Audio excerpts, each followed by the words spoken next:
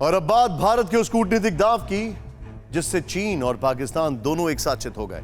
अगर भारत की कूटनीति की तुलना कबड्डी मैच से की जाए तो अब हिंदुस्तान ने चीन और पाकिस्तान को उसके खेमे में घुसकर पटकनी दी है। जिस कश्मीर और लद्दाख को लेकर जिनपिंग और शहबाज शरीफ पूरी दुनिया में प्रोपेगेंडा फैलाते हैं, भारत ने उसी मैदान में दोनों दुश्मनों को इस तरह घेरा है कि उनकी सांसें उखड़ने लगी हैं। आज ही बाली में G20 के विदेश मंत्रियों की बैठक में भारत चीन के विदेश मंत्री मिलते हैं। चीन के विदेश मंत्री को एस जयशंकर ने डायरेक्ट संदेश दिया। उन्होंने कहा कि LAC पर विवाद का जल्द समाधान होना चाहिए, लद्दाख के सभी इलाकों का पूरा डिसएंगेजमेंट होना चाहिए। दोनों के बीच सीनियर कमांडर्स के अगले दौर की बातचीत पर भी चर्चा हुई। मीटिंग में एस जयशंकर ने वांग यी से कहा कि मिलिट्री और कूटनीतिक संपर्क बरकरार रहना चाहिए। भारत चीन के बीच सभी मुद्दों का जल्द समाधान हो, यह भी कहा गया। भारत हर मोर्चे पर चीन पर दबाव बढ़ा रहा है। ऐसा ही अगले साल G20 शिखर सम्मेलन में भी होगा, जिसकी मेजबानी भारत करेगा और वेन्यू जम्मू कश्मीर या फिर लद्दाख होगा।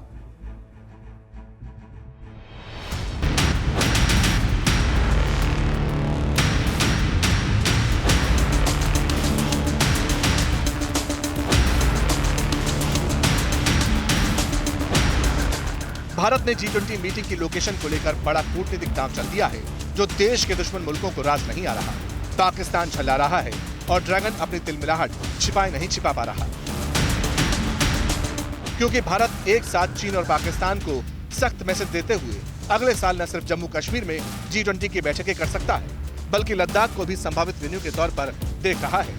भारत ने इस समिट के लिए वेन्यू के तौर पर जम्मू कश्मीर के साथ लद्दाख के नाम का भी प्रपोजल दिया है। खास बात यह है कि अगर ऐसा हुआ तो अगस्त 2019 में जम्मू कश्मीर और लद्दाख की यूनियन टेरिटरी बनने के बाद यहां पहली बार कोई इंटरनेशनल लेवल का समिट होगा। इस खबर के सामने आते ही पूर्वी लद्दाख में लगातार षड्यंत्र कर रहा चीन बौखला गया है और यहां बैठक कराए जाने का विरोध कर रहा है। चीनी विदेश मंत्रालय के प्रवक्ता झाओ लिजियान ने एक प्रेस ब्रीफिंग में कहा है, हमने इस खबर पर संज्ञान लिया है। ग्रुप के सदस्यों को मुद्दे का राजनीतिकरण करने के बजाय आर्थिक सुधार पर ध्यान केंद्रित करना चाहिए। कश्मीर पर भी चीन का स्टैंड बिल्कुल स्पष्ट है।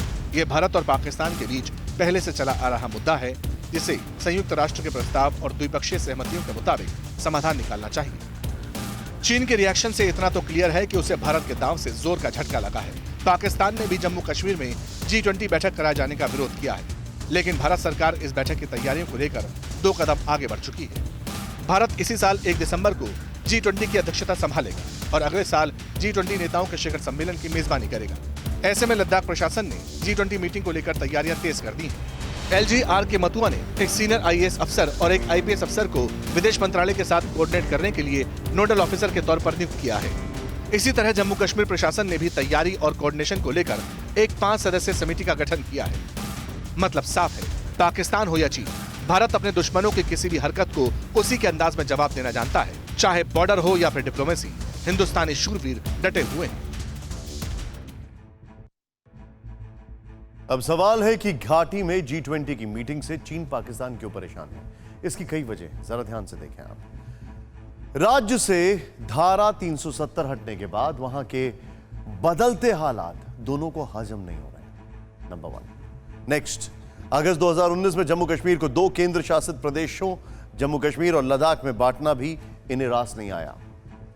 ऐसे में यहां कोई अंतर्राष्ट्रीय शिखर सम्मेलन होने पर दुनिया में जाने वाले संदेश इन्हें परेशान कर रहे हैं। लद्दाख में LAC पर भारत और चीन के बीच करीब 2 वर्षों से गतिरोध है। चीन विदेश मंत्रालय ने JNK को भारत चीन के बीच विवादित मुद्दा मानकर भी ऐतराज जताया।